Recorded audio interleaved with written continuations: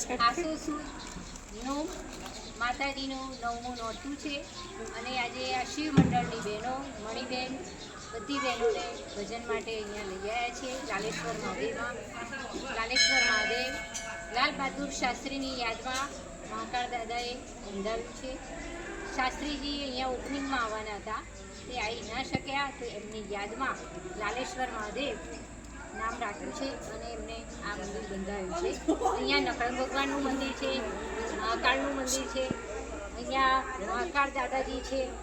અત્યારે દેવ થઈ ગયા છે, પણ એ પોતે 90 વર્ષ જીવ્યા અને 35 વર્ષ અનાજ નથી ખાધું. એ શિવ સ્વરૂપ હતા. આજની તારીખમાં પણ એટલા જ કામ થાય છે.